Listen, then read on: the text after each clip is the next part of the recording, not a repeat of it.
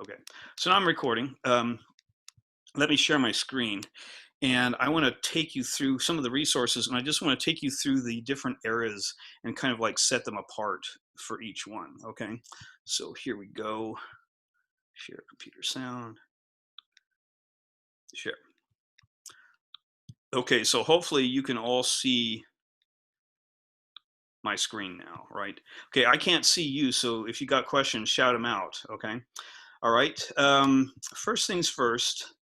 Um, I want to show you, if you go to the main web page, one of the good places where you can go to get examples of this music and just kind of see what the different eras are, is click on the music examples. Okay, we've got early music, then we've got medieval music, then we've got Renaissance music, then we've got Baroque music, then we've got Viennese classical music, and that's where we're going to end the comparison stuff. The other thing is, if you want more examples, go down to these online music reserves, and there's just a whole bunch of stuff that they've digitized as part of the music library, and you can go and kind of listen to some of that. Well, why would you want to listen to it? Mainly to kind of get a sense of what this music is like, because again, the assignment for the midterm is going to be, you choose a piece of music, and I want you to choose two of these eras, and I want you to compare and contrast the music that you've chosen with the music of that era. Okay. The other resource that you can find is this kind of music class syllabus, where I've got the links to all the things. You've all seen this by now, I hope. I did put in on each one of these is this timeline for now, and if you click on that, it'll make it big enough that you can actually read it. Okay. And if you want to, probably the best thing to do is to go directly back to the ending of Viennese Classical 2, and if you click on the timeline, that'll give you everything that we've covered so far. Okay, and it's got the eras listed up here. Okay, Baroque, Viennese Classical, all that stuff. Okay, and all the different composers. Okay, well, let me go through, and I want to give you the characteristics of kind of each of these eras, just so you kind of know what we're talking about. Now, when I'm saying compare and contrast these pieces with the piece that you've chose, I don't mean a direct note by note comparison or anything. I want you to kind of like capture a sense of why this music is different, maybe in spirit, from this music. I am going to be looking for you to use at least 2 or 3 of some of the terms that we've discussed in this class, even though they may not map directly. I mean, you're probably not going to find a piece of fugal polyphony in like contemporary music, but you don't have to choose a contemporary piece. You can choose another piece, to compare and contrast it with. Okay, but let's go in. Okay, and let's start out with what I would call the early music, or the monks, and that kind of elides with the Renaissance, with the medieval music and stuff. One of the things that's characteristic of that is what we call monophony, where it's a single melody without any real accompaniment by itself. The monks are just chanting single notes. The melodies tended to be measured, very stately in their presentation. They didn't have a whole lot of contrasts or anything like that. They were also, we called them very peaceful, because they're trying to communicate a sense of like order in a disordered world. They were predominantly vocal, obviously. Now, in all these eras, we don't talk a lot about instrumental music until we get to the late medieval or early Renaissance. That's because we just don't have a record of it. Certainly people were playing instruments, in the bars or pubs or whatever, but we just don't have that music that we can look at and say, this is what it was like. We can guess. Okay, and the other thing, and I'm not expecting you to actually hear these, but these were used, that modal system, which made the tuning a little bit weird sometimes. Okay, then we get to the medieval era. Okay, and that music, especially the early part of that music, was characterized by those things that we call organum. That was it had a pedal tone. Okay, that was a note that went below it, and those guys who go those were called isorhythms. This is when composers were trying to figure out how to extend their music, how to make their music you know, kind of tell a story over time or something like this. Okay. It also had what we called the cantus firmus in it. That was part of that pedal tones. This was generally one of the old chant melodies, and that would kind of underlie all of the stuff that you're doing. By the way, a lot of these terms you can find on the individual class pages. It links to that thing we call the sonic glossary. So if you need a review of it, you know, go to the main page and find the sonic glossary, or go to one of the class pages and find the sonic glossary, and it'll tell you more about it, give you examples and all this stuff like that, okay? And then when we get to like the regular part of the medieval era, okay, we had more of that cantus firmus polyphony. And polyphony was basically when you had more than one melody going on at the same time, you know, different voices going, okay? But in the medieval era, it was what we called non-imitative polyphony. They all kind of just sang randomly with each other, okay? It also had kind of weird harmonies, okay? That's because they weren't using that third. I'm not going to go into the details of this, and frankly, I'm not expecting you to hear this, okay? I mean, that was the third, you know, the harmonies tended to be like that in the medieval era, whereas in the Renaissance era, they started being like, because they had that third kind of thrown in. That sounds more normal to us, okay? Okay. Often they would use several languages at once. Hey, Brad. Yes. Just I want to make sure there's time for this as you're doing this. There are a number of questions that are appearing in the chat window about timeline for the assignment and how technical the analysis should be, things like that. Just want to draw your attention to it. Okay. Okay. It doesn't have to be that technical. Again, I'm looking more to capture the spirit of the thing. You know, treat this as an essay because that's what it's going to be. Okay. The timeline, I'm going to give you 48 hours from the beginning of class tomorrow. So as you log in, I will have a web page with the explicit instructions, and don't start yet because I might change it slightly. Class on Thursday is going to be, here's the web link, that's it. Any final questions, and you can go off after that. Now, if some of you are having some difficulty meeting the 48-hour deadline, you know, just write me an email and we can arrange something else. Maybe you've got something going on this weekend. Maybe you've got some other difficulties. Just let me know. We can work something out. This shouldn't be bad. This shouldn't be evil, okay? All right. Okay. All right. So you'll hear that in some of these things, okay? And you're going to hear the beginning of secular music, which is like music that was not for the church. It was more for people to like listen to and hear to. Okay, you're still going to hear modes. Okay, you're going to hear instruments, but they're generally going to be very annoying instruments. Okay, let me see if I can find some to show you. Okay, let's go back here. Okay, to the music examples. Okay, you're going to hear stuff like this in the medieval period.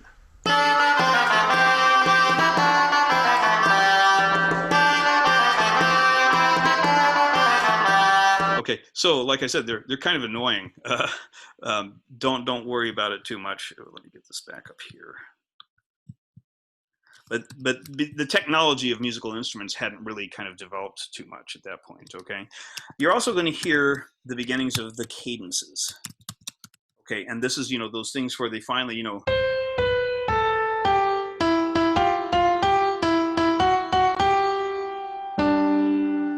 where it sounds like the music stops. Okay, but again, they're not going to be the kind of cadences that we're going to start hearing in the Renaissance era.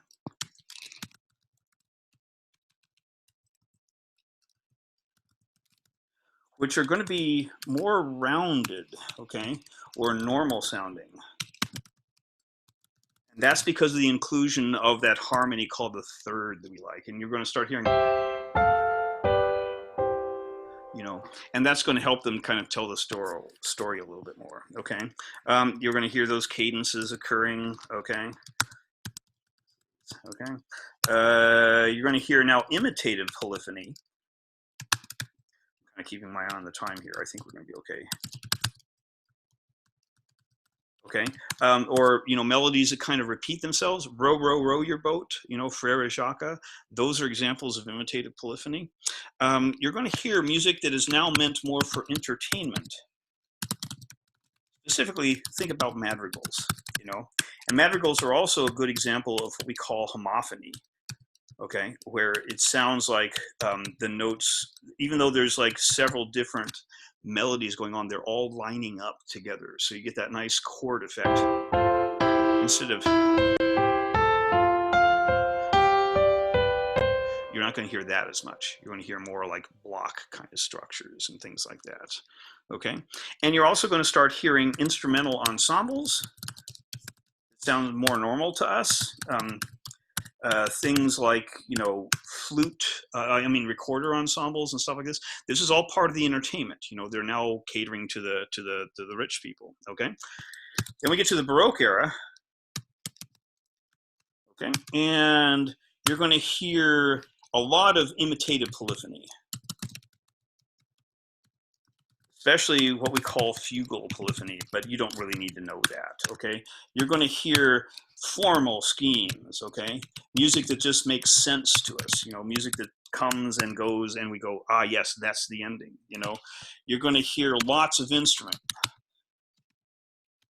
because this was the time of music technology really developing. You're now going to hear scales and not modes. Everything up to this point has been modes, but again, you can't hear those. But this allows composers to now do what they call modulation, which means you temporarily go to another key.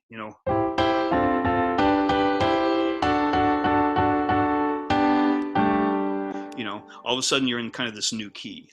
That's how composers are able to extend their stuff. You're going to hear like pipe organs, again, that kind of instrumental technology.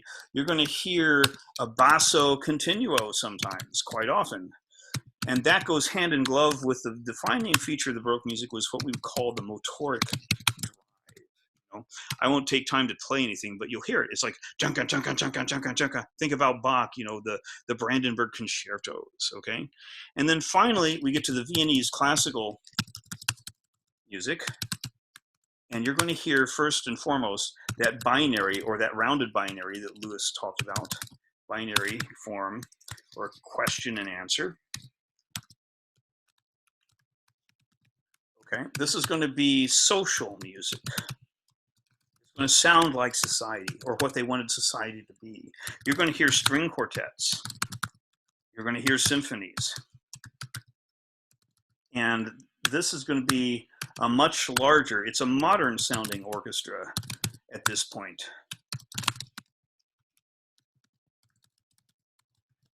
Much larger, okay?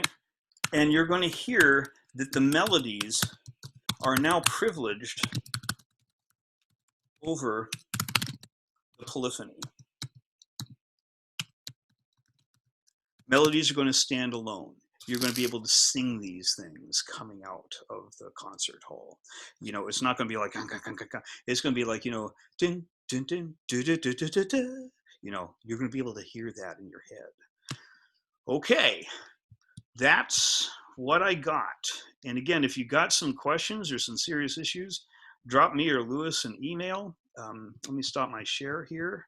Okay, any other questions that I missed out on that I can answer? Again, we're about out of time. If you've got to go to another class, go ahead and take off. But if you have some questions, I'll be happy to answer for you now if you'd like. Okay. Brad, I just attempted an answer at a question that Elaine posted. I think this is a good question about the scope of the terms and characteristics, how those are applied to looking at your own piece of choice. I hope what I wrote is like kind of what you had in mind, but you might want to answer it directly too. Okay, how technical should we get? That's the one? No, this is like the last one. Can we use?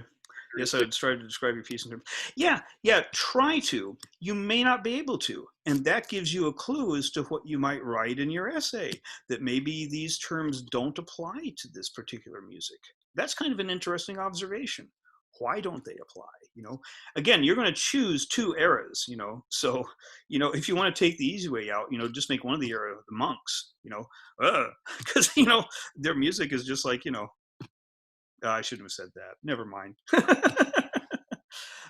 Yeah, just try and use this as kind of a guide for thinking about how music has changed. Or you might want to choose a piece from one of these eras and, use that as kind of the bouncing point, to say this is a good example of Renaissance music because it is from the Renaissance, and here are the three features that I'm going to talk about. It's not like monk music, and here's the three features why. You could do stuff like that.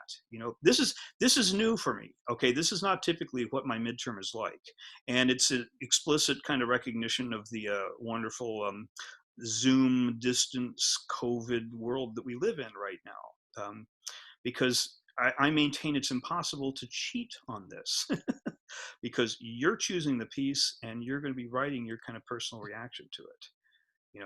Don't get freaked out. Don't feel you have to use these terms, or my God, you're going to get a C in the class. That's ridiculous. Use the terms as kind of exemplifying maybe something about a particular era or about your particular piece that you've chosen. And again, don't get too, I'm looking mainly for comparisons of, the gross features of this music. How are they the same? How are they different? Why are we calling them all music? That kind of stuff. Okay, does that make sense to you guys? Come on, you guys are Columbia students. I'm interested in hearing what you have to say. I mean, yeah, some of you even have Columbia sweatshirts on. So go Lions. All righty. So, yeah, Lawrence, you got your hand up. Yeah, if we are like picking a longer piece, do you want us to like analyze the entire Just an excerpt of the song, or you could do an excerpt, whatever you feel is important to capture the essence of what that music is for you, and how that essence might differ from the essence of maybe a longer piece from the Renaissance or something. Yeah. So don't, again, I'm not going to lay down any strict and definite guidelines about this stuff. I really want to hear what you guys can do with this thing. Okay, yeah, Keegan. As far as the music goes, do you want us to attach like a link to it or something? Yeah. That'll be part of the instructions on the webpage. You need to send me a link so that I can actually hear the piece. And if the piece is not online, then you're going to have to send me the MP3 by email or something like that. Okay. Yeah, Andrew. When we're writing about like a specific like moments within the piece, should we address it by saying like the video time frame of it, or like how would you want us to address that? It's easiest to use times. Okay, just say at shortly after 2 minutes into the piece, something like that. Yeah, or at 1 minute and 27 seconds, you'll hear a big chord occur. That reminds me of Bach, and because it's got a fugal, something like that. Yeah, just use times. Okay. Anybody else? You all set then? Okay. Seneca. Can you remind us again how many pages you want it to be? 15. No, I'm kidding. No, I'm kidding. Yeah, I should have said 300. No, typically I'm looking for 3 to 5 pages. That's just my stock answer. If it's less than 3, make it really good. If it's more than 5, make it really good. Don't feel constrained one way or the other. If you can say everything you have to say in one page, cool. Very tiny font or something. Okay. All right. Anything else? Oh yeah. Oh, can I ask? Is it like the standard like double spaced font size 12 times New Roman?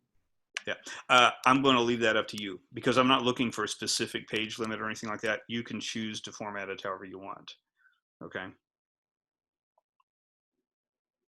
Hey, Brad, I have a question.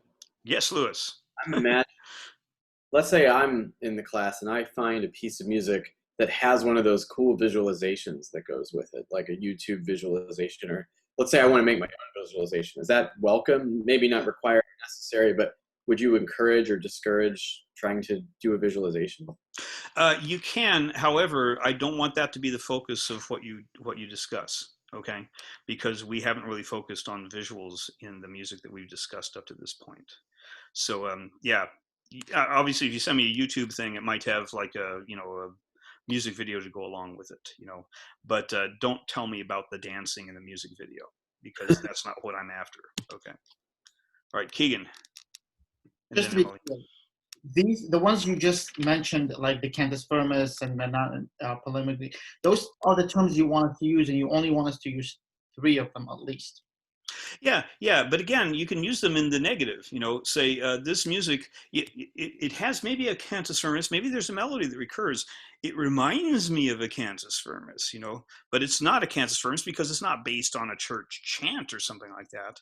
You know, I'm looking for kind of discussion like that, kind of an unpacking of what these terms might mean, not their kind of like, you know, explicit definitions or anything like that. You know, that kind of thing. Okay, Emily. Yeah, I was just wondering if there's any specific structure you want it to be. Like, will we be describing the song like throughout it, then using these terms, or more like this is what happened in this era, and here's how the song is different, the same, and here's what happened in this era, and here's how it's. I'm going to leave that up to you. You know, you can structure it however you want. You know, you could be Beethoven. You know, this song is different because, well, maybe not. You know. Yeah, no, I'm going to leave that up to you. You can choose to organize it how you'd like. Okay. Okay, Caitlin just sent me one. Okay. When choosing a piece, if we choose a piece in a specific era, would it make more sense to compare and contrast that piece to 2 different eras? Interestingly, I'm not saying yes or no to that. You know, because you can actually find a piece from a given era that may not exhibit all the characteristics of that era. I mean, music is this dynamic kind of thing, or it might be a wonderful example of the Baroque era, or something like that. You know, then you can tell me why. So, yeah. I don't know if that answers your question or not, Caitlin, but I hope it does. Oh yeah, that helps. Okay. Yeah, MD, Matthew David. Yeah, I'm still slightly confused. So the piece that we pick initially, can that be from any time period, even a time period not discussed? And then do we only compare it to one other time period or 2? 2. Okay, and it can't 2 be, of the 4 or 5 that I've outlined that we've discussed. Okay. and this piece, could it be like modern if we wanted? Yes. Okay, perfect. Thank you. Yeah. That stuff that I just wrote down for you guys, I'm going to send that out to everybody on the mailing list that I have for the class. Okay, so that you can kind of see it. Oh, hey, let me turn off the recording, by the way. Okay. Okay, and I'll put this recording online too. Okay, so you can review it if you want to.